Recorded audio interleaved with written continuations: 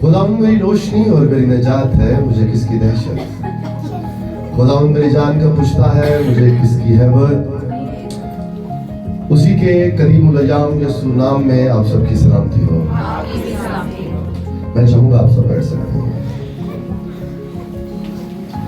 आए जो मेरे साथ खुदा का लाखता और गैर मुबद्दल कलाम, जो कभी बदलता नहीं बल्कि जिंदगियों को बदलने की ताकत और कुदरत रखता है, निकालेंगे और न्यू टेस्टामेंट में से मुकद्दस लूका तबीब की मार्फत लिखा गया इंजीली बयान, उसका 2 बाब और उसकी 7वीं आयत का आज हम मुताला करेंगे। और बाइबल मुकद्दस में कुछ यूं मरकूम है, और उसका पहलोटा बेटा पैदा हुआ और उसने उसको कपड़े में लपेट कर चरनी में रखा, क्योंकि उनके वास्ते सराय में जगह ना थी। पाक कलाम का पढ़ा और सुना जाना हम सब के लिए बाइस बरकत हो। आमीन। मेरे अजीज बहन भाइयों, आज एक ऐसी चीज के बारे में दुआ जो आज से 2025 साल पहले, जिसका कोई नाम लेना पसंद नहीं करता था, जिसका कोई भी वजूद नहीं था, लेकिन जब वो अर्शो जहां का मालिक, उम्मीदें जहां जिंदा उम्मीद, खुदा का मुजस्सम कलाम, जो कल आज और अब तक यकसा खुदा है, जो बदलता नहीं बल्कि जिंदगियों को बदलने की ताकत और कुदरत रखता है, जब वो मुजस्सम होकर जमीन पर आया तो उसने मुकद्दसा मां मरियम जो कुंवारी थी उससे जन्म लिया। तो उसके बारे में लिखा है, जो पैसेज हमने पढ़ा कि सराय में जगह ना थी, लेकिन जब लोगों के घरों में जगह ना थी, लोगों के कमरों में जगह ना थी, लेकिन खुदा के मंसूबे में जगह थी। और वो मंसूबा कोई महल नहीं है, कोई रेस्टोरेंट नहीं है, कोई गेस्ट हाउस नहीं है, बल्कि एक अस्तबल में जहां पर जानवर चारा खाते थे, जहां पर जानवर हाजत भी करते थे, जहां पर जानवरों का रहन सहन होता था। मुकद्दसा मां मरियम कुंवारी अपने डिलीवरी के टाइम पर उस जगह पर अस्तबल में बच्चे यीशु को जन्म देती है और उसको चरनी में रखती है। हालेलुया। तो ये चरनी संस्कृत जुबान से हमारे पास लफ्ज तो आ चुका है, लेकिन दर हकीकत जो पंजाबी लुग़वी मानी है, यानी खुली, जहां पर जानवरों के मुंह का सलावा जो है उस जगह पर आता है, गंदगी गंदी जगह। लेकिन बच्चे यीशु ने को जब उसमें रखा गया तो उस चरनी की भी वैल्यू हो गई कि आज 2025 साल बाद भी लोग चरनी को याद कर रहे हैं। हालेलुया। और आज मैं भी अपनी पासवानी खिदमत में फर्स्ट टाइम चरनी के ऊपर बात करने को हूं। लफ्ज चरनी कहां से आया और हिब्रू और ग्रीक में इसके क्या लुग़वी मानी है और बिब्लिकली इसका क्या नुक्ता नजर है और चरनी क्या प्रेजेंट करती है, तब और आज अगले ज़मानों के लिए हम जानने की कोशिश करेंगे।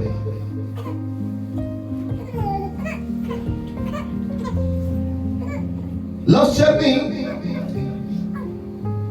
को जब हम ग्रीक लैंग्वेज में देखें तो वहां पर इसके लिए लफ्ज जो यूनानी जुबान में इस्तेमाल हुआ है वो फैटने है, PHATNE, फैटने, जिसका मतलब है जानवरों की खुराक की जगह, ऐसी जगह जहां पर इंसान नहीं खाते, ऐसी जगह जहां इंसान तवक्को भी नहीं कर सकते हैं, न कल न आज न अगले जमाने ऐसी जगह जो जानवरों के चारा यानी खुराक की जगह है, वहां पर बच्चा यीशु को रखा गया। और अगर हम इब्रानी तस्वीर में देखें तो इसको मवेशियों की खुराक की जगह भी कहा गया है। और अगर हम बिब्लिकल थियोलॉजी के मुताबिक देखें हिब्रू जुबान में, तो आज सी इनकसारी की अलामत चर्बी को जाहिर किया गया है। और जब हम देखें कि उर्दू जुबान में ये लफ्ज चर्बी कहां से आ गया, तो मैं आपको बताना चाहता हूं, क्योंकि उर्दू जुबान जो है मुख्तलिफ जुबानों का मुरक्कब है, यानी बेशुमार जो जुबानें हैं मिलकर एक जुबान बनाती हैं जिसको उर्दू जुबान कहा जाता है, जिसमें इब्रानी के अल्फाज हैं, संस्कृत की जुबान है अल्फाज हैं, और फारसी के अल्फाज हैं, अरबी के अल्फाज हैं, इंग्लिश के अल्फाज हैं। और ये अगर उर्दू लुगत में कहा जाए तो इसको लश्कर भी कहा जाता है, यानी बहुत सारी जुबानों का मजमुआ। इट्स मीन क्या? उर्दू। तो उर्दू लफ्ज जो जुबान है उसमें ये चर्नी का लफ्ज ऐड किया गया, लेकिन इसका रूट देखें तो ये लफ्ज संस्कृत से हिंदी लैंग्वेज में आया, हिंदी से फारसी में आया, और फारसी से ये उर्दू जुबान में आज राइज है, जिसको हम कहते हैं खाना, खास खाना, या उससे खुराक लेना, यानी कि खुली पंजाबी में, या आप उर्दू में चरने का लफ्ज इस्तेमाल कर सकते हैं, यानी वो जगह जहां से जानवर चरने के लिए खुराक लेते हैं उसको हम आम फहम लफ्ज में या सेंटेंस में चरनी कह सकते हैं।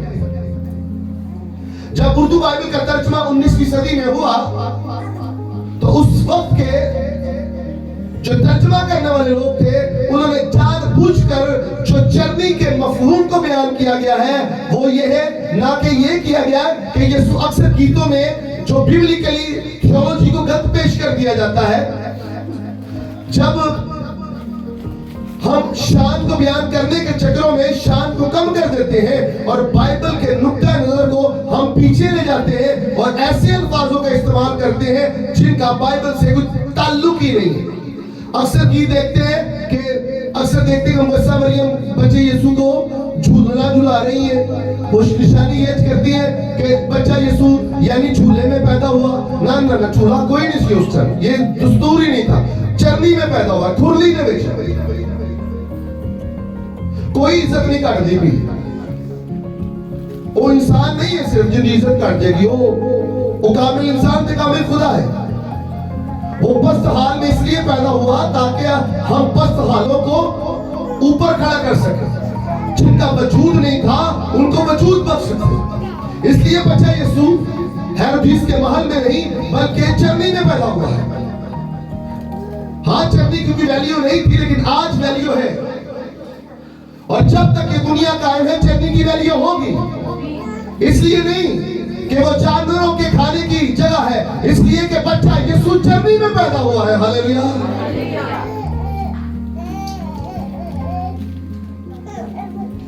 मैंने आपको बताया था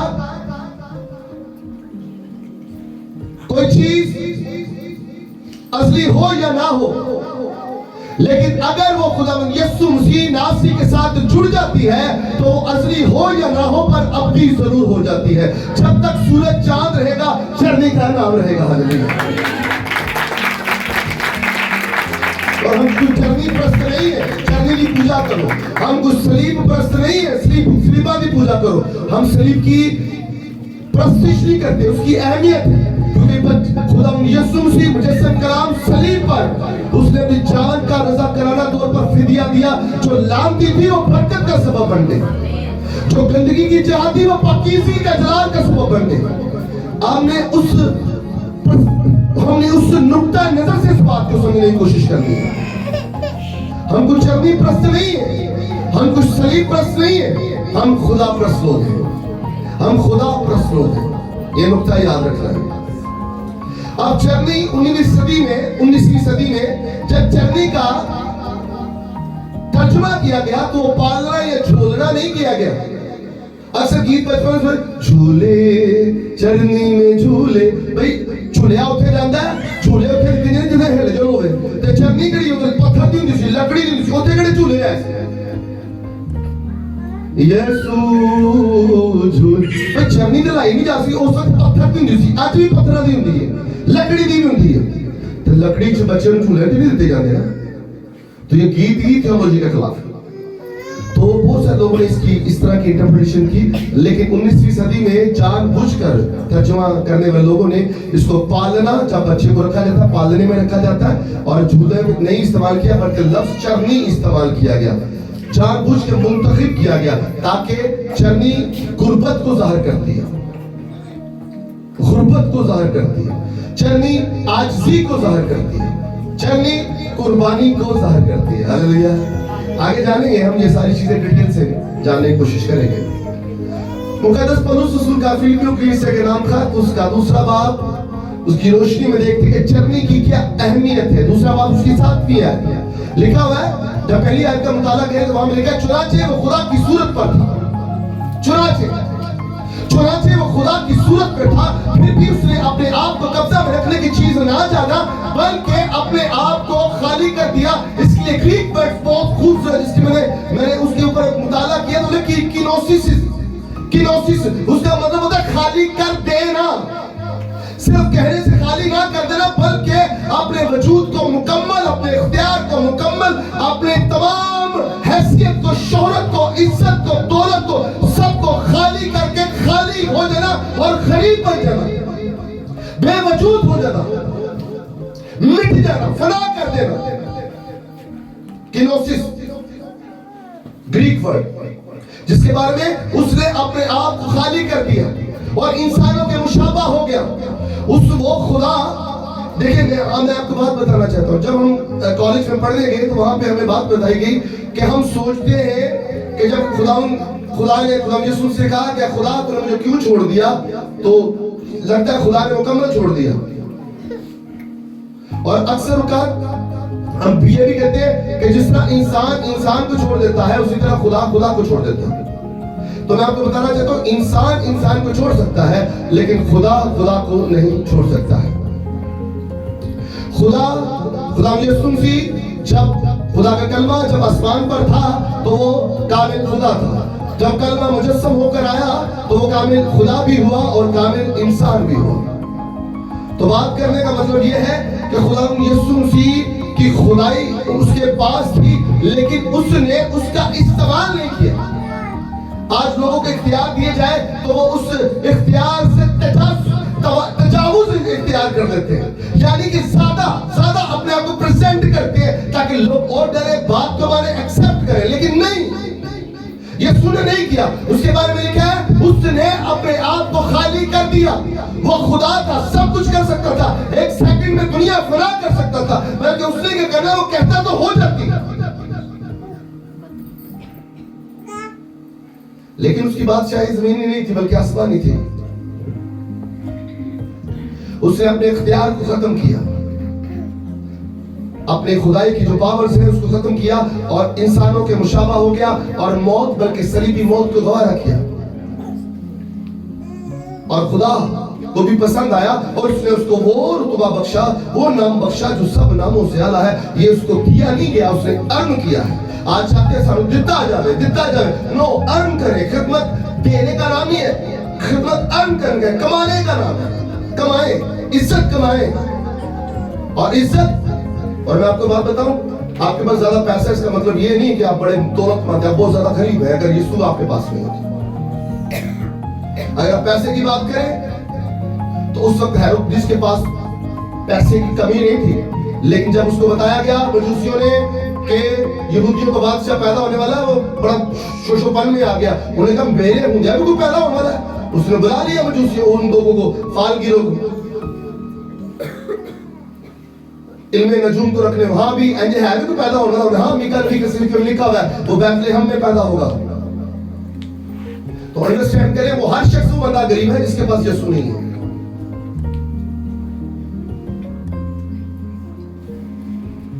दौलत का होना आपके लिए कामयाबी की सीढ़ी नहीं है यार।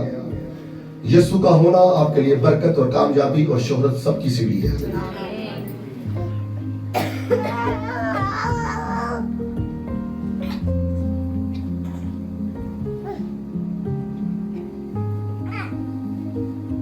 किसी ने कहा कि अगर रास्ता टेढ़ा है और मंजिल अच्छी है तो फिर रास्ते की परवाह मत करो, चलो। किसी ने और ज्यादा खूबसूरत बात कर दी, अगर मंजिल खूबसूरत है तो रास्ते जिम्मे मर्जी हो मंजिल में पहुंचो, हालेलुया। तो जान देने तक वफादार है तो मैं तुझे जिंदगी का ताज दूंगा। बड़ा सौखा काम नहीं जे, बड़ा औखा काम है। यीशु अर्श चढ़ के चढ़ने चाह के सानू जरा तो आसमान तो देखे जरा जमीन पे आ जाना चाहिए।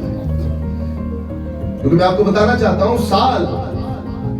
हर साल नया साल हो जाता है, हर साल नया साल आता है और तब्दील हो जाता है। आज साल तब्दील करने का वक्त नहीं है, अपनी जिंदगी को तब्दील करने का वक्त है।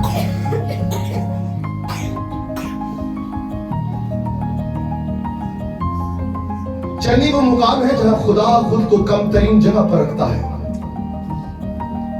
ताकि कोई इंसान ये ना कह सके कि खुदा हम तक नहीं पहुंच सकता। हालेलुया।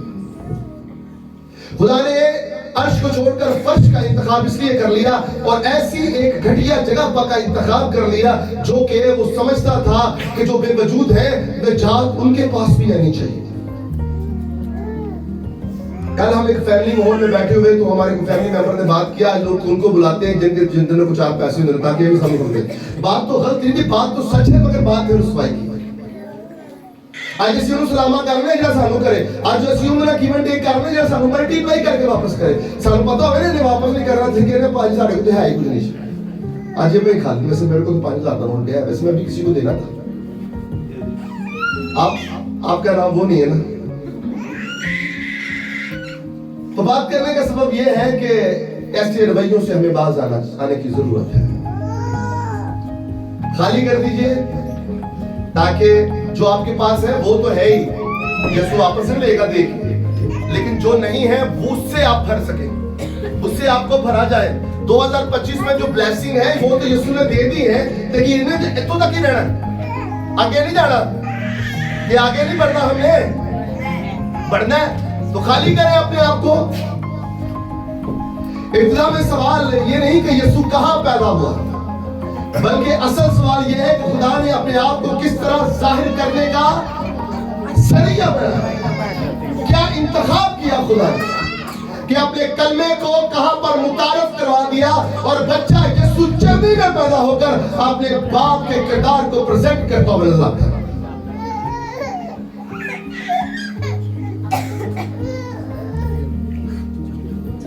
मैं आपको बात बताना चाहता हूं पेरेंट्स को। किसी शख्स ने कहा, कासिम अली कासिम साहब है, पाकिस्तानी है, बड़े अच्छे शख्स हैं, बड़े क्या कहते हैं उनको, स्कॉलर भी हैं, एक और भी लफ्ज इस्तेमाल किया जाता है, स्पीकर लफ्ज होता है मोटिवेशनल स्पीकर, यानी ये काउंसलिंग करते हैं, वो बताते हैं। ये रिसेंट मैं तकरीबन 5 बजे सुन रहा था उनके बारे में, मुझे अच्छे लगते हैं, इंडियन के बहुत सारे अच्छे लोग हैं। मुझे बात बताते कि 63% जदीद रिसर्च के मुताबिक वालिदैन की जो क्वालिटीज होती हैं बैड या गुड वो बच्चों में ट्रांसफर होती है। 63% यानी कि 63% ਜਿਹੜੀਆਂ ਗੰਦੀਆਂ ਜਾਂ ਚੰਗੀਆਂ ਆਦਤਾਂ ਹੋਣਗੀਆਂ ਉਹ ਮਾਪਿਆਂ ਨੂੰ ਲਿਜਾਓ, ਮਾਪਿਆਂ ਤੋਂ ਮਿਲੋ ਮਾਂ। तो बकाया कहना है कि 70% वो बच्चा आप इधर उधर नहीं करेगा। 63 ज्यादा नहीं के तो मैं आपको बताना चाहता हूं अपने बच्चों को सिर्फ पढ़ाइए लिखाइए ना, उनकी तरबियत कीजिए, उनकी तरबियत कीजिए। और ये मैंने क्यों कहा, खुदा बाप ने यीशु की बड़ी चंगी तरबियत की थी, मोहब्बत ही खुदा ने की थी, इंसान ने ते पुत्र कुर्बान वास्ते दुनिया ते आ गया। यीशु ने साडे नाल कोई मोहब्बत नहीं की थी, उन्होंने मोहब्बत का सबूत दिता ना अपने प्यो बाप की मोहब्बत। लिखा खुदा ने दुनिया से ऐसी लिखा कि यीशु ने दुनिया ने नहीं मोहब्बत की, खुदा ने दुनिया से ऐसी मोहब्बत रखी कि उसने अपना इकलौता बेटा कल्ला कल्ला बख्श दिया ताकि जो कोई उस पर ईमान लाए हलाक ना हो बल्कि हमेशा की जिंदगी पाए। हालेलुया। तो मोहब्बत खुदा ने की और उसने अपने बेटे को कुर्बान कर दिया ताकि जो कोई भी उस पर ईमान लाए वो हलाक ना हो बल्कि हमेशा की जिंदगी पाए। क्या आज हम अपनी औलाद को कुर्बान करने के लिए तैयार हैं? क्या आज अपने जज्बात एहसासात की कुर्बानी देने के लिए तैयार हैं? क्या आज अपने महलों को छोड़कर हम चलने की जगह पर खुदा के कलाम को सुनने के लिए तैयार हैं? कि आज हम अपने लजीज खानों को छोड़कर, अपनी नींद की कुर्बानी देकर, अपने गर्म बिस्तर को छोड़कर, ब्लैंकेट को छोड़कर, उसको क्या कहते हैं, उसको किक लगा करके चर्च की तरफ आने के लिए तैयार है। तो अगर आज भी आप तैयार नहीं है तो मैं आपको बताना चाहता हूं, बाइबल का मुनाद होते हुए, बच्चा यीशु चरनी में आपके लिए पैदा नहीं हुआ है। आप में और हेरोदिस में कोई फर्क नहीं था। वो हेरोदिस यरूशलेम में था और बैतलहम का 6 मील का फासला था। उसने यीशु को मरवाने के लिए लोग भेज दिए, खुद उसका दीदार करने के लिए नहीं गया। और हम भी खुदा के लोगों को, मैं जब शुरू से आता था, लोग जब खुदा की प्रशिश किया करते थे, और तू बड़ा हाथ जड़ बढ़िया फिरना, तू बड़ी हाथ जड़ बड़ी फिर दी, तू की चर्ची कर दी की चर्ची। और मुबारक है वो लोग जो खुदा के कदमों में अपनी जिंदगी बसर करते हैं। मैं आपको बताना चाहता हूं, आप कोई आम लोग नहीं है। मैं आपको रियलिटी बताता हूं, यकीन जाने आप वो खूबसूरत और असील लोग हैं जिन्होंने आज की रात सर्दी की परवाह किए बगैर खुदा के घर में उसका दीदार करने के लिए आ पाते हैं। यीशु सही मानों में आपके लिए कुर्बान हुआ है। यीशु सही मानों में आपसे प्यार करता है। उसने अर्श को छोड़ा आपके लिए, वो फर्शी बना, आप इंसान बना, सलीब पर लानती मौत को गवारा किया और चरनी में पैदा हो गया आपके लिए। और आपने भी यहां पर आकर खुदा यीशु को खुश किया है। हालेलुया। अपने लिए जोरदार तालियां दीजिए।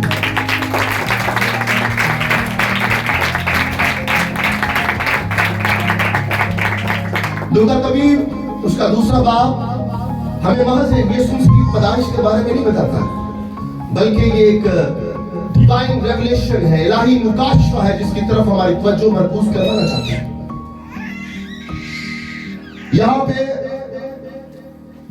यूहन्ना रसूल की बात पर लिखा गया इंजीली बयान, उसका पहला बाब, उसकी 14वीं आयत का जब मुताला करते हैं तो लिखा कलाम मुजस्सम, कलाम। यकीन करें, मैं जब ये बातें सुनता हूँ मेरी अखरां भर जाती हैं कि यार स्किटिक कंडे एडीएसी ने बुरे ए अपने अंदरों बो खत्म करने वास्ते फ्रेगनेंस लाने हैं ताकि बो ना आवे साडे अंदर, ते जेडी अंदर बो छुपी है उसे छुपा नहीं पाते। क्योंकि लिखा है कि जब तक बेवकूफ तब तक कदम लगता है जब तक वो बोलता नहीं। असि पर्दे पाते रहने हैं, मेरे ताडे इधर उधर पर्दे पाई जाओ, लेकिन जो बोलांगे तो बो आनियां शुरू हो जाएंगी, क्योंकि हम हमारी नेकी गंदी खचियों की मारी देते। अगर आपने इसको बेहतर करना है, चरनी के पास आ जाइए, और चरनी वो जगह है जहां पर यीशु है। हालेलुया। वो बदबूदार जगह भी आज खुशबूदार बन चुकी है। वो गंदी गलीज जगह जहां पर कोई अपने बच्चे को रखना नहीं चाहेगा, मुकद्दस मरियम ने अपने बच्चे को रख दिया वहां पर। हालेलुया। ताकि ये दुनिया के सामने निशान हो कि वो आज से इनकसारी और सुलह का पैगंबर है। Hallelujah, hallelujah. ये कलाम ना महल पे आया, ना हैकल में, ना तख्त पर, बल्कि चरनी में। और चरनी वही जगह है जहां पर जानवर जो है वो चरते हैं, और वो जानवर जिनकी कोई वैल्यू नहीं होती, जिनका गोश्त हम खाते हैं, लेकिन दर हकीकत यीशु मसीह ने वहां पर जो एक रखा गया महज एक इत्तफाक नहीं था, हुस्न इत्तफाक नहीं था, बल्कि वो जो हम कहते हैं अक्सर कि सलीब जो है वो तजस्सुम की तकमील है। दर हकीकत अगर बच्चा यीशु चरनी में पैदा ना होता तो वो सलीब पर भी जान कुर्बान ना करता। इसके बारे में आगे चल के देखते हैं। बिब्लिकली थियोलॉजी के मुताबिक चरनी बैतलहम में कुर्बानी के बर्रों का शहर कहलाती थी। बैतलहम 2 लफ्जों का मजमूआ है जिसका मतलब है खुराक की जगह। बैत अलहम यानी कि खुराक की जगह, जिसे हम जल्दी में बैतलहम कह देते हैं। बैत अलहम 2 लफ्जों का मजमूआ है, कंपाउंड वर्ड है, जिसका मतलब है खुराक की जगह। और यहाँ पर कुर्बानी के बर्रों का की खरीदो फरोख्त होती थी। और यहाँ पर चरवाहे, जिसके बारे में हमने देखा कि चरवाहे क्या है, फरिश्ता उनके पास आता है और ये मुनादी करता है। लिखा हुआ है यही वो इलाका था जहाँ हैकल के लिए बर्रे पाले जाते थे, और हैकल वो जगह है जहाँ पर खुदा की हजूरी होती थी। और हैकल में साल में ईद फसा के वक्त लाखों की तादाद में जो लोग होते थे वो ईद फसा पर खता की कुर्बानी और मुकली कुर्बानी और बर्रों को ज़बह किया करते थे। चरवाहे आम चरवाहे नहीं थे, ये जहाँ पर थे, जहाँ पर फरिश्ता उनके पास आया। लेकिन चरवाहों के बारे में देखिए, अहद कदीम में और अहद जदीद में इनकी कोई भी वैल्यू नहीं थी। यहूदियों की नजर में ये गंदे गलीज शख्स होते थे। क्यों? क्योंकि इनके कपड़ों से हमेशा गंदगी की बदबू आती थी, गंदी बदबू आती थी। क्यों? कि जो जानवरों का जो गोबर होता था इनके कपड़ों के साथ लगा होता था, इनकी जूतियों में लगा होता था। तो यहूदी बड़े साफ सुथरे लोग रहने वाले हैं जी, तो वो इनको पसंद नहीं करते थे, ना पुराने अहदनामे में ना नए अहदनामे में। लेकिन आप देखें कि खुदा यीशु मसीह बच्चा यीशु वहीं पर पैदा हुआ। ये कोई उसने इत्तेफाक नहीं था, बल्कि खुदा का प्री प्लान था कि खुदा बेवजूदों को वजूद बख्शने के लिए आया था। वो हकीमों की हिकमत को नेस्त करने आया था। चरवाहे आम चरवाहे नहीं थे जो जहाँ पर थे, बल्कि वो हैकल के बर्रों की खरीदो फरोख्त करते थे। वो कुर्बानी के बर्रों के मुहाफिज थे, कुर्बानी के बर्रों के मुहाफिज थे। यूहन्ना उसका पहला बाब उसकी 29वीं आयत का जब मुताला करते हैं तो लिखा वहां है कि खुदा का बर्रा, खुदा का बर्रा किसको कहा गया है? जोर से बोलिए, किसको कहा गया है? यूहन्ना इस्तबाकी जब उसको पानी का बैप्टिज्म देता है तो उसके बारे में बाद में सेंटेंस बयान करता है, अरे ये है खुदा का बर्रा जो जहान के गुनाहों को उठा कर ले जाता है। हालेलुया।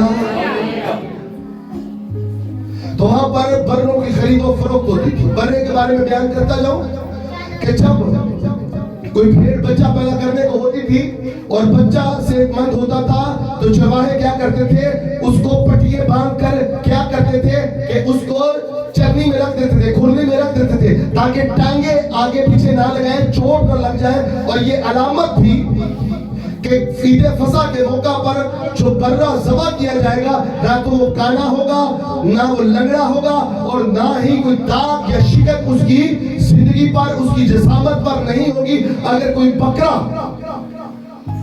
या बछड़ा या बर्रा जख्मी हो या काला या लूला या लंगड़ा हो तो वो कुर्बानी के लिए जायज नहीं होता था। इसीलिए मैं आपको बताना चाहता हूँ, बच्चे यीशु के लिए निशान था, और ये निशान चरवाहों को ही क्यों दिया गया? क्योंकि चरवाहे जानते थे कि जो कुर्बानी के लिए बकरे जो कुर्बान किए जाते थे उनको चरवाहे कपड़े में क्या करते थे? रैपिंग करते थे, लपेट लेते थे। अब ये जो जहान का बर्रा है, जो बच्चा यीशु पैदा हुआ है, ये निशान था बनीनो इंसान के लिए, और खुसूसन उस वक्त चरवाहों के लिए, ताकि वो जान सके कि बच्चे तो बहुत सारे पैदा होंगे, लेकिन चर्नी में कपड़े में लिपटा हुआ बच्चा कोई आम बच्चा नहीं, बल्कि खुदा का मुजस्सम करा खुदा यीशु मसीह नाज़री होगा, जो दुनिया का निजात देता होगा। हालेलुया।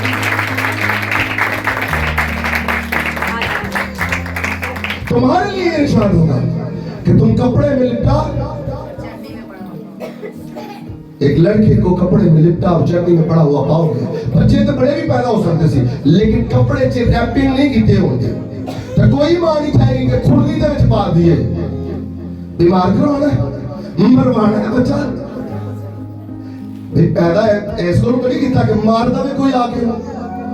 अंडरस्टैंड कर, बड़ा खूबसूरत मुकाशफा है। चरनी चरवाहों को बताया गया कि तेरी कोई वैल्यू नहीं है ना, लोग तुम्हें अनपढ़ जाहल कूड़ समझते हैं, लेकिन सबसे पहली निजात की पेशेंगोई, मुजस्सम कलाम की पेशेंगोई, कलमा खुदा की पेशेंगोई।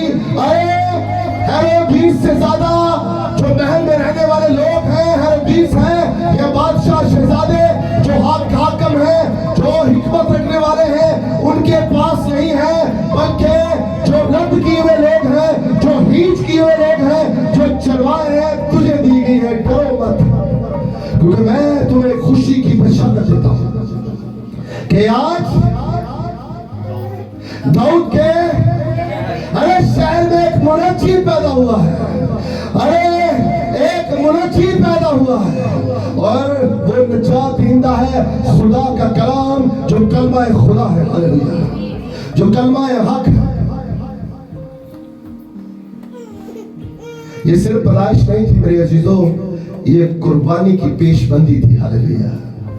बच्चा यीशु चरनी में लिपटा हुआ वहां पर जो था रैपिंग में, उसके बारे में मैंने कहा कि यूहन्ना इस्माइल के ये है जहान का बर्रा, ये है खुदा का बर्रा जो जहान के गुनाहों को उठा ले जाता है। वो बर्रा जो हैकल में ज़िबा होता था एक खानदान के लिए था, लेकिन ये बनी नौ इंसान के लिए, हालेलुया, ये बनी नौ इंसान के लिए, हालेलुया।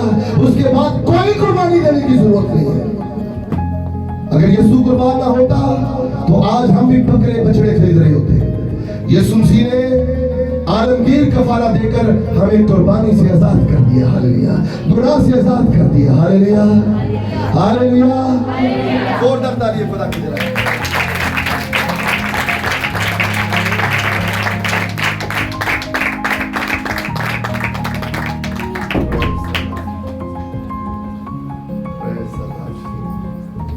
बहुत सारे नोट्स जुबानी ही मैं कह चुका हूँ, एक और बात को बयान करता हूँ। मैंने कहा चरवाहों ही को क्यों बयान की गई ये बात, तो बड़ी खूबसूरत मैं इसका मुताला कर रहा था, तो बड़ा एक खूबसूरत एक थॉट आया मेरे ज़बान में, ज़हन में, खुदा की तरफ से। इसके नबी का सीफा उसका 34वां बाब में खुदा फरमाता है, मैं खुद अपनी भेड़ों को ढूंढूंगा, मैं खुद अपनी भेड़ों को। तो लब्धा कौन है? चरवाहा। किसी ने ठेका लेता है, कोई दूजा लबेगा तो चोरी कर नमस्ते ना, हाक दे डाका फिर नमस्ते ना। तो लिखा हुआ है इसके नबी के सीफे में उसके 34वां बाब, मैं खुद अपनी भेड़ों को ढूंढूंगा। जब फरिश्ते चरवाहों को खुशखबरी देते हैं तो ये दर हकीकत ये ऐलान था कि इसके 34वां बाब उसकी जो प्रोफेसी है वो पूरी हो गई है, क्योंकि खुदा यीशु मसीह ने खुद भी कहा था कि मैं अच्छा चरवाहा हूं। अब खुदा खुद चरवाहा बनकर आया है, अपनी भेड़ों के दरमियान खड़ा हो गया है, क्योंकि उसने खुद कहा है कि अच्छा चरवाहा। लिखा हुआ है लूका तबीब कहता है इब्न आदम खोए हुए को ढूंढने और निजात देने के लिए आया है। अरे वो जुबान आज़म है, वो कहता है खुदावन मेरा जुबान है, दाऊद कहता है, और वो जुबान खुदावन यीशु मसीह है, कोई दूसरा जुबान नहीं है। खुदावन मेरा जुबान है, मुझे कोई कमी ना होगी, अरे कोई भी कमी ना होगी, क्योंकि वो मुझे हरी हरी चरागाहों पर बिठाता है, वो मुझे रात के चश्मों के पास ले जाता है, वो मेरी जान को बाहर करता है, हालेलुया।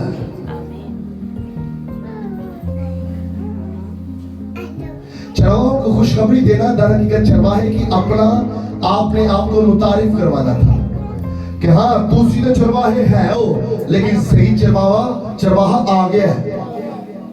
और वो कौन था? खुदा यीशु मसीह, जो कहता है मैं अच्छा चरवाहा। और चरवाहा अपनी भेड़ों में आ गया है, वो अपनी कलीसिया को लेने के लिए आ गया है, लेकिन अब उसने दोबारा आना है। ये आज का जो हम सर्मन शेयर कर रहे हैं ये उसकी पैदाइश के ताल्लुक से है। मेरे चीजों मैं आपको बताना चाहता हूँ, नोट्स बहुत ज्यादा बढ़ जाएंगे, मैं आपको बताना चाहता हूँ, यकीन जाने मैं आपको बताना चाहता हूँ